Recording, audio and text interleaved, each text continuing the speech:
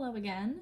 In this video, we're going to be looking at problem 16, which pairs with the previous problem 15 in that it asks us the same things for a slightly different wave function.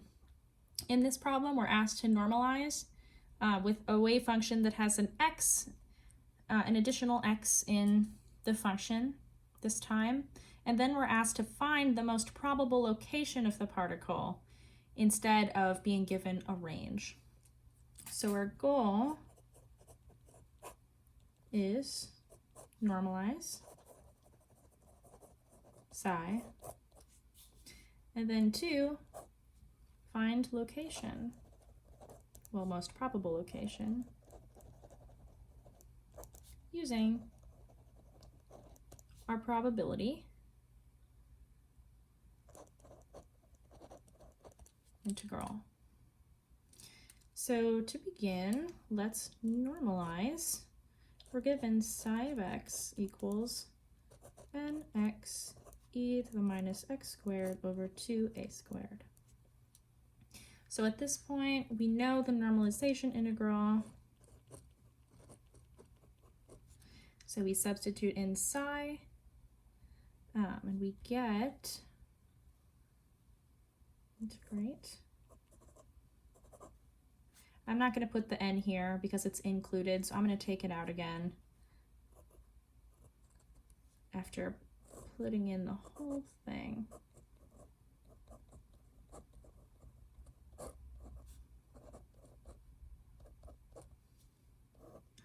So taking out the end,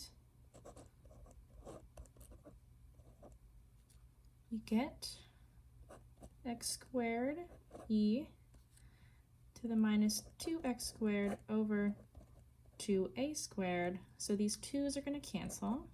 Oops, dx equals 1. And then we're going to wind up with n squared, integrate from negative infinity to infinity, x squared e to the minus x squared over a squared, dx equals 1. So we're not actually going to integrate this because it's pretty difficult. We're going to do the same thing where we use an already done integral solution, and that solution is in the form of a series. I don't remember which problem we did this with before, but you basically change the form of this integral to look like the solution so you can plug it in to the series answer. So for that, it is I'll write the series. Over here is better. Okay. So from 0 to infinity, x to the 2n e to the minus ax squared dx equals 2n minus 1 factorial over 2n plus 1 a to the n pi over a to the 1/2. Okay, so they look pretty similar, but we're going to use substitutions to make them even more so. So if x is just x, we don't need to change that. We let n equals 1. We let n equals 1 because we have x squared here. And then a equals 1 over a squared. So here, that just basically makes this a go to the denominator over here. So with these substitutions, we can say that n squared, similar thing, the bounds change from negative infinity to infinity to 0 to infinity, so we can pull out a 2. So we have 2n squared now. Integrate from 0 to infinity, x squared e to the minus x squared over a squared dx equals, and we take this, so n equals 1, so 1 factorial is just 1 over 2 to the 2 or sorry, n is 1. Yeah, 2 to the 2. So 2 squared. And then a to the power of 1 is just a, so 1 over a squared times square root of pi over 1 over a squared. Looks messy. We will fix this. So I'm going to come back over here now, and we have 2n squared times this stuff, because the 2n squared is separate from this stuff. This is the solution only to the integral. So flipping it around, we get a squared over 4 times a root pi, yes, equals 1. Simplifying further, n squared a cubed root pi over 2 equals 1. And then finally, we can solve for n and get n equals 2 over a cubed root pi all square root, which you can separate out again so it's not so ugly. Whatever you prefer.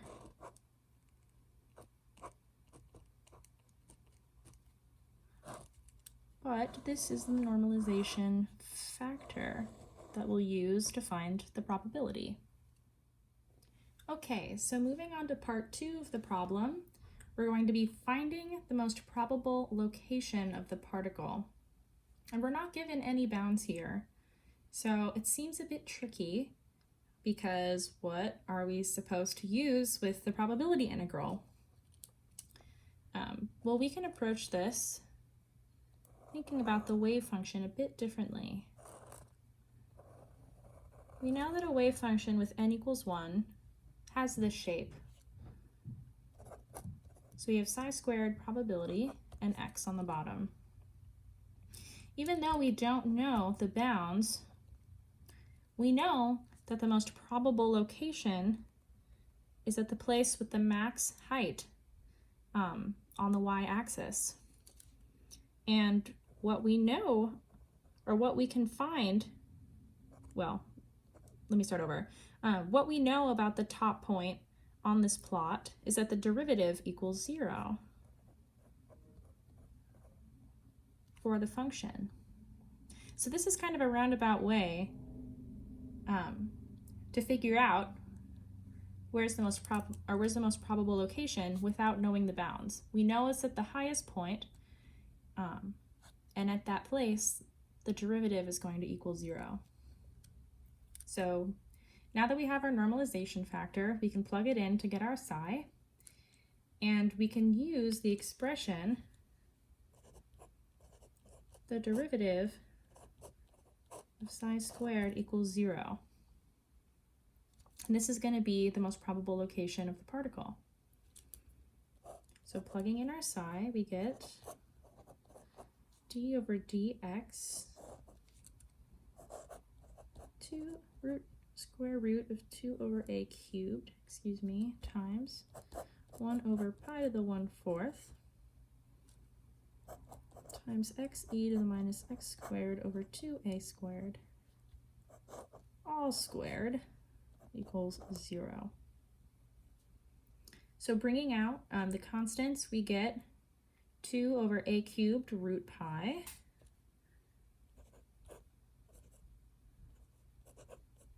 it's after we square them, times the derivative of the remaining stuff.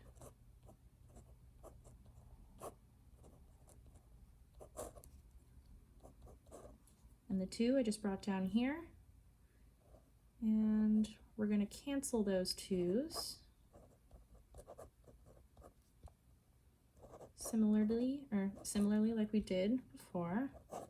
So we're going to wind up with x squared e to the minus x over a squared.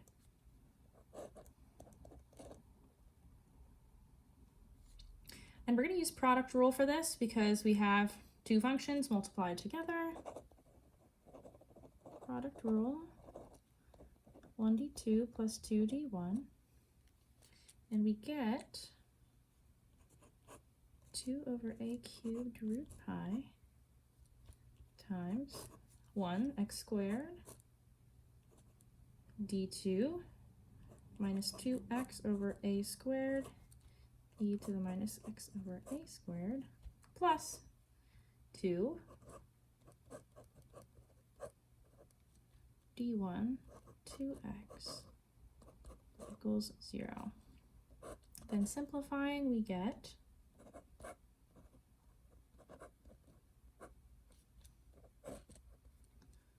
just factoring out this exponent.